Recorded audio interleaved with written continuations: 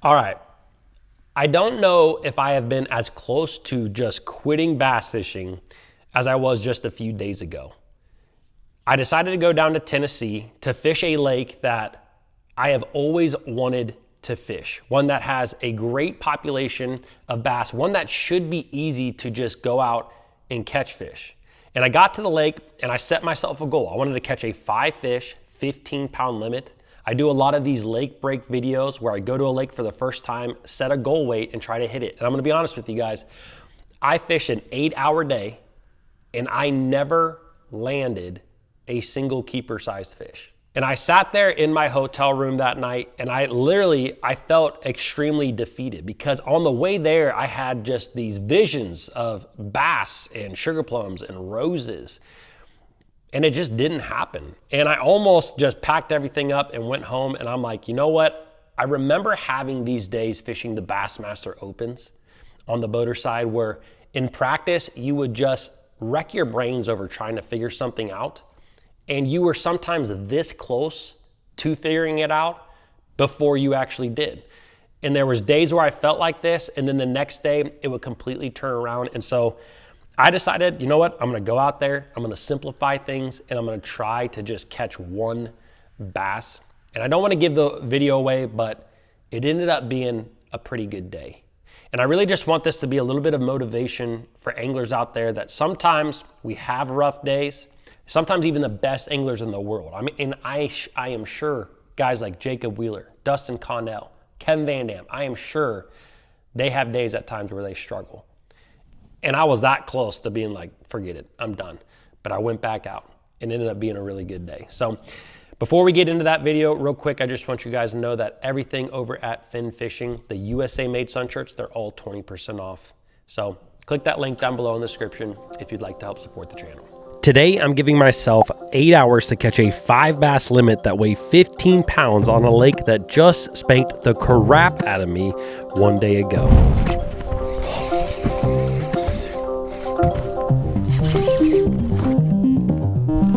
Welcome back to Lake Break, a series devoted to the #1 question I get asked: how do you find bass fast on a body of water? Oh, yes. I don't get any help, I don't get any information, I just put the boat in and go. Big largemouth.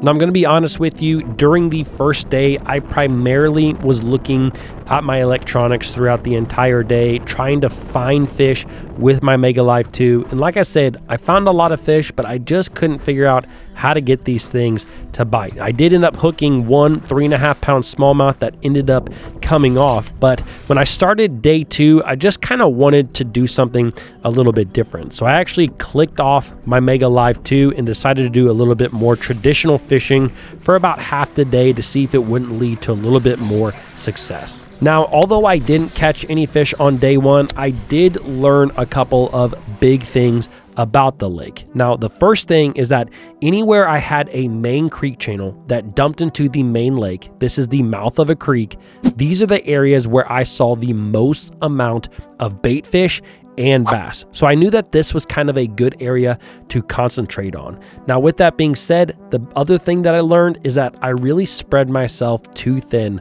on day 1. I tried to fish the entire lake. I fished from down by the dam all the way up in some of the rivers. And really, after examining this lake again on day 2, I realized that this is kind of a bigger lake than it actually may look on a map. So going into day 2, I really just decided to take this specific creek arm and make it my lake. This is one of the creek arms that I saw a lot of bait fish in, so I knew that there had to be bass in this creek arm somewhere. And the other thing about this creek arm is it really gave me all the options that this lake had to offer. It gave me clear water, it gave me muddy water in the very back, it also had a marina in it. It had a little bit of everything that you needed on this lake. So instead of wasting a lot of time driving around, I decided to just stick to this one creek for 8 hours. Now, something that I really wanted to do going into day 2 was fish the very back of this creek. Looking at a couple of satellite images, it looked like maybe there was some muddy water in the back. And sometimes when you have that muddy water in the fall, you can pick up things like a spinnerbait, a crankbait, maybe even a jig, and target a lot of visible cover that you can see and catch some largemouth. So that is something that I was really hoping for. So before I went to the back of the creek, I wanted to just hit some really good looking banks with a topwater and a glide bait. So I started hitting some secondary points as well as some secondary bluff walls.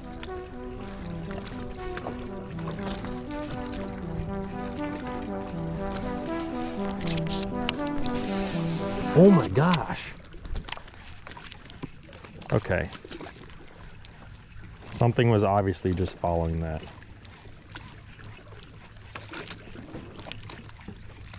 The way that the sun is kind of reflecting on my sunglasses right now, I didn't notice anything in the water, but as soon as I brought that out of the water, there was a big swirl. So something was obviously following it. I don't know if it followed it or if it came up, maybe that fish was off the bank a little bit. Like I said, it is a clue.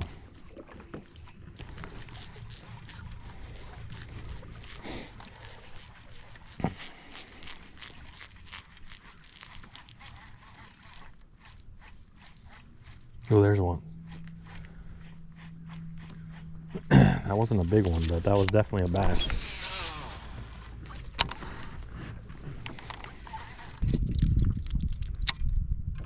All right, well,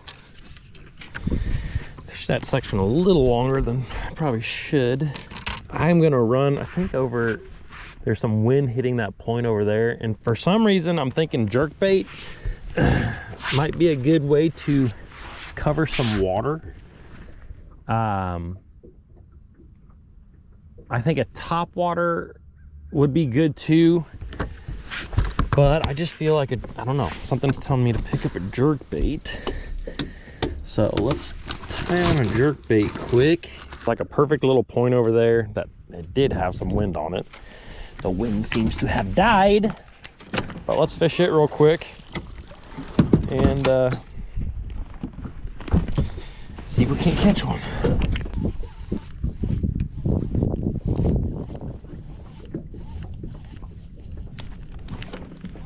What was that?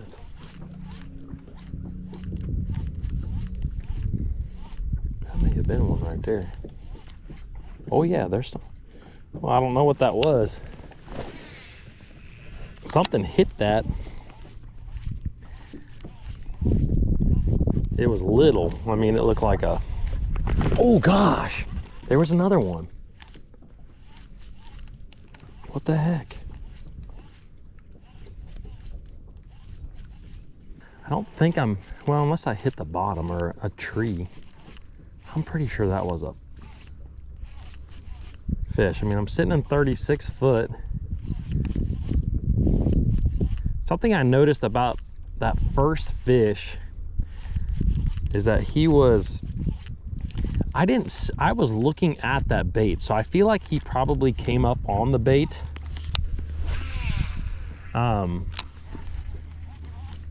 As it got close to the boat, which maybe means he was suspended away from the bank.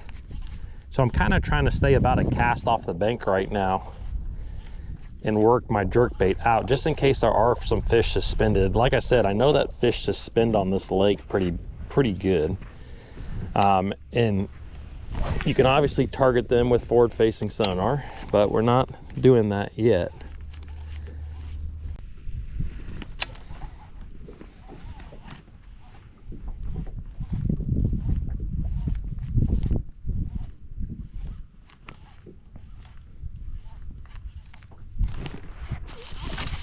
We got something. We got something. Is that a bass? There it is. Ooh, spotted bass. There are spots. Confirmed. Beautiful. Question is that a keeper? I think that the spotted bass only got to be 12 inches on this lake. Let's see what he is. He is a 12 3/4. He's almost 13 inches. All right, fish number one, almost a 13-inch spot. Hey, you know what? You got to start somewhere. So we're about a little over an hour into the day, and let me clear the scale real quick. Feels good to at least get a bite. I do wonder now if that's what's been after me, because I've had 3 or 4 fish. 0.92, so definitely got a lot of ways to go to get to 15 pounds, but we got to start somewhere, and we got us a keeper. Maybe found a pattern here, something that we can run with. I'm gonna let him go. So that fish had that bait decent. You know, I've had 2 or 3 that have just not got the bait well, so I don't know. I'm gonna keep casting up. There might be another 1 or 2 on the same spot. So spots, smallmouth, largemouth, they all school up together a lot of times. So what might be the deal though is that the wind is hitting that really good, so maybe that's what got that fish to commit. So there's a couple other points right up here that I might be able to do this. Obviously I want to catch some bigger fish, but you got to start somewhere. So hey, fish 1. Now, after catching a keeper-sized bass, I can't tell you how good it felt. Even though it was just a teeny tiny spotted bass, it did give me a clue that maybe I could run a lot of these secondary points going into this creek and maybe put together a small limit. So I decided to do exactly that. I started running around, hitting a lot of these secondary points as I made my way to the back of the creek. But the thing was, the further I got into the creek, it seemed like the dirtier the water, the more off color the water was getting, and it just seemed like that bite was completely going away. I had a few other fish follow the jerk bait as well as hit the jerk bait and not get hooked up, but I wasn't catching any more fish. So after wasting about an hour trying to duplicate fish on this pattern, I decided to run to the very back of the creek to see if I couldn't get into some muddy water. Now, after fishing around in the back of the creek, I realized that the water wasn't that muddy. There really wasn't that much cover in the water as well, and it just wasn't happening in the back of this creek. Not to mention, there was almost 0 bait in the very back of this creek from what I was seeing on my 2D as I was in there. So the next thing that I wanted to do was actually run back out to a marina that I had seen on my way into the creek arm. Marinas are a great place that almost always hold a resident population of bass. Usually marinas provide a ton of shade, a ton of oxygen, so there's almost always bait fish in those areas, and those bait fish almost always attract some bass. So I decided to fish around some of these marina docks with a swim bait, because that's actually a pattern that I have used in the past down in Tennessee on some different lakes. So I was hoping to be able to duplicate that on this lake.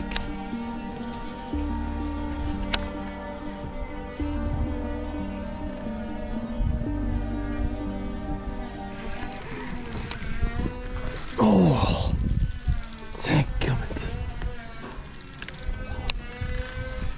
just lost one right there, guys, under that pontoon. I couldn't really set the hook because I was afraid of breaking that, hitting it, that engine. Dadgummit. Looked like a good largemouth. Now, after getting that first bite and losing that 2.5 pound largemouth on the swim bait, it gave me a lot of confidence that this might be something that I could do throughout the entire lake. So I decided to spend quite a bit of time and really slow down, making very accurate casts in a lot of these boat slips. And lo and behold, it just felt like that one fish was a fluke fish, a fish that really kind of just leads you down a wrong path for a long time. And to be honest, that's exactly what happened here. I fished over an hour in this little marina and never had another bite. So after fishing about 4 hours of my 8-hour day without using Mega Live 2, I decided to go ahead and flip the Mega Live on, just because I wanted to see if I just couldn't entice some of these fish that were suspended on bait on some sort of lure. I had thrown a lot of minnow style baits and swim baits at these fish the day before, and the one bite that I got on day one was actually on a spoon, and I decided to start really locking that spoon in my hand and seeing if I couldn't get some of these fish to bite.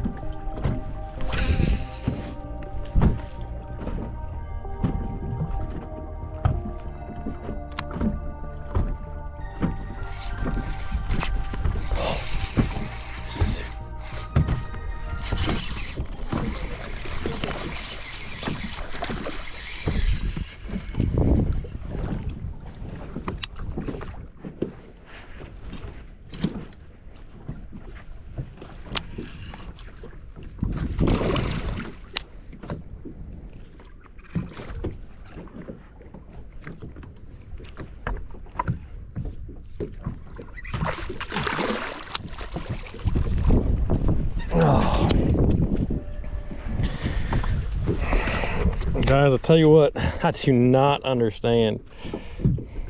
I truly don't understand. I am around a pile of fish, and I've tried a bunch of different minnows, spoons, swim baits. I don't even know how many things I've tried, and I can't get these fish to react. And then I throw the same spoon I've been throwing, and I lose one, and then hook into this one. It's a 253, which actually is crazy because on this lake it's a 21-inch size limit for a smallmouth. So that wouldn't even be a keeper in a lot of tournaments. But we're counting it today. It's been a tough day. So 253. Let you back in, bud. I don't know. I'm gonna keep trying.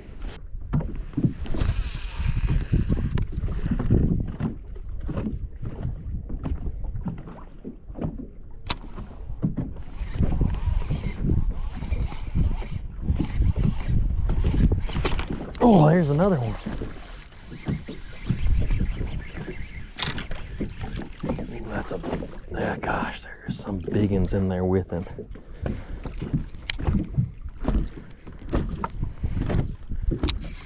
That's a big one. Big girl.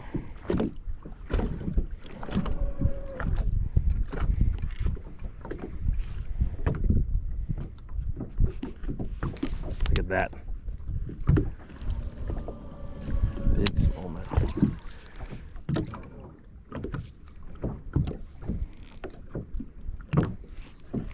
I don't think I should flip them. Wish I had my net.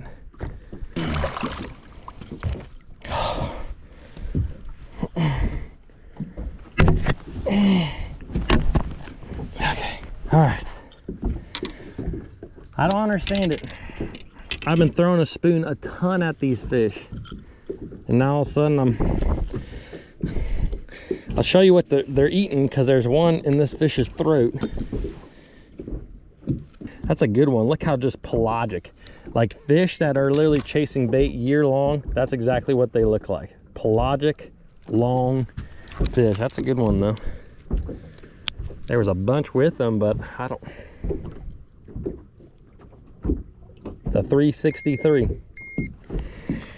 363. I'll show you what these fish are eating right here. Here we go. All right, I'm gonna let that guy go. This is what they're eating. All right, the minnows and stuff I've been throwing, they all look just like this, but this little guy right here is what they're throwing. Now finally caught two on this. It's a little bit bigger, but trust me, I've tried a 2-inch spoon, a 5-inch spoon. Hopefully, maybe they're just turning on.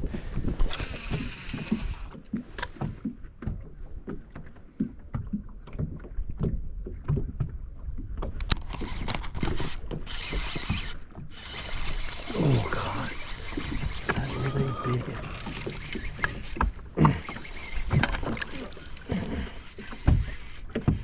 That's the first fish that hit it on the way down.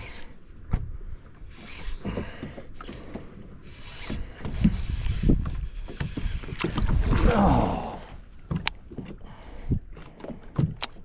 Very easy for these fish to throw a spoon. So I'm taking my time on them. Pelagic-y. I might try to swing this one.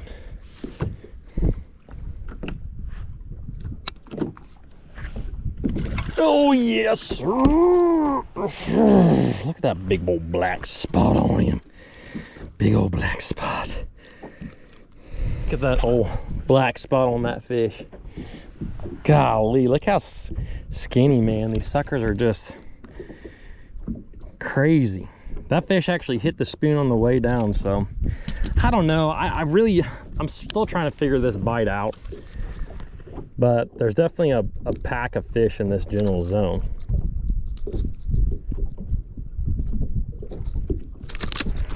Okay. That fish weighs 308. 308. Look at that. Beautiful fish. Gosh, that's beautiful. Put him back. Hey, buddy. All right, I might have to rig you guys up so you can see the unit. Now, unfortunately, I had forgotten to bring my HDMI cord to record my screen. So I kind of wanted to show you guys a visual of what it looked like under the water and what I started to look for when catching these bass, because I soon realized that the very tight balls of bait that I saw, the ones that were very bright on my electronics, those are the ones that obviously the bass were herding together. These were the balls of bait where it seemed like you would find the most amount of bass. And the crazy thing is that a lot of times it was fairly difficult to actually see the bass themselves. Sometimes they would get out in the open, they would be below the bait fish, sometimes even above the bait fish, but a lot of times they were kind of intertwined within that ball of bait. And you actually wouldn't even realize that there was fish in it until you casted at some of these bait balls. But the really tight balls of baits that really glowed on the electronics were the ones where most of the bass were. And after I started to realize that, I really started to target them. And this fishing still was just a little bit off. Like, I was casting my bait at 15 and 20 bass at times and not getting a bite. But every now and then I would be able to fool one with that spoon.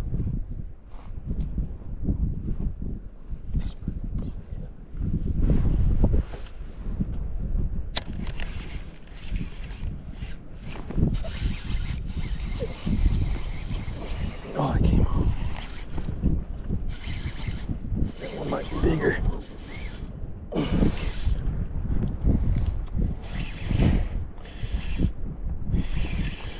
It's feeling a little weird. Is it a largemouth? It is a largemouth.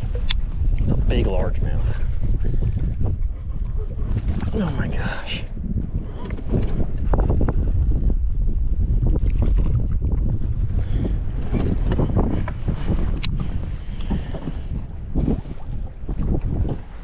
Big old group of them.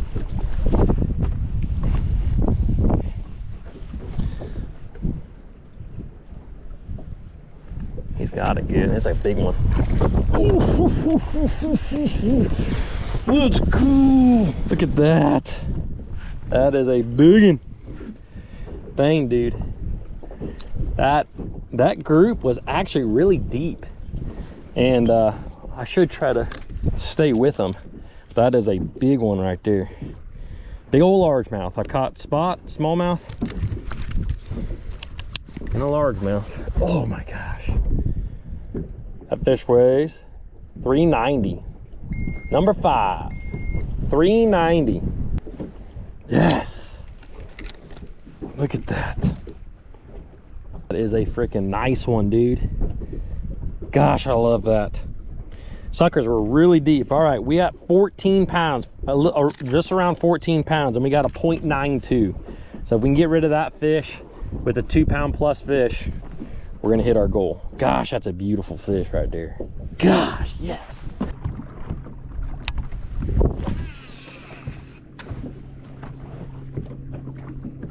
Ooh, there's at least one up there.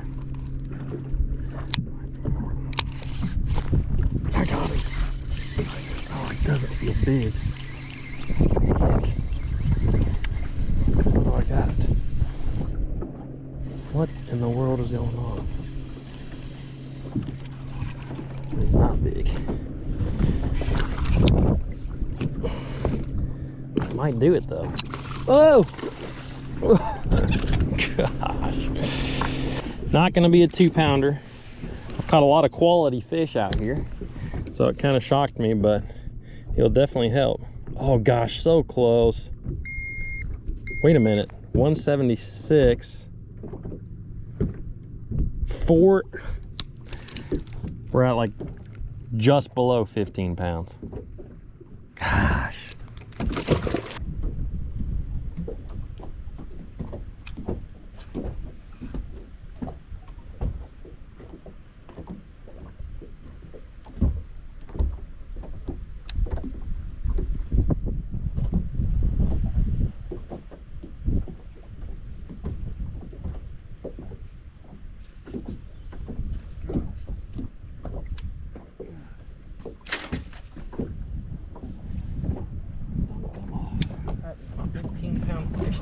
No, don't come off, don't come off.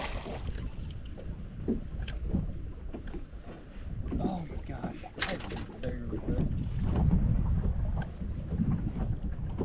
That's him. If I can get him in.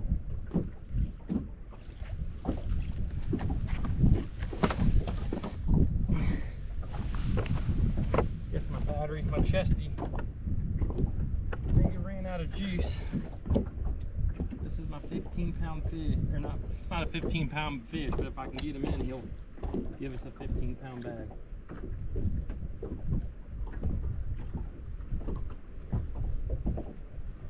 Come on, fish.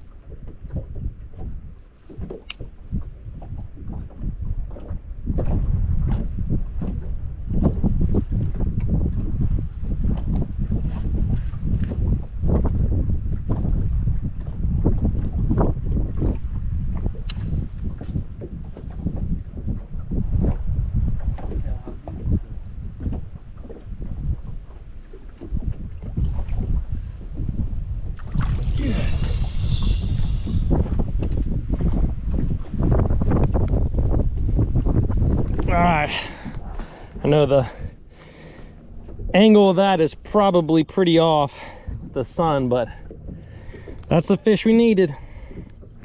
That is the fish we've been trying to get for, the bite has kind of been just weird.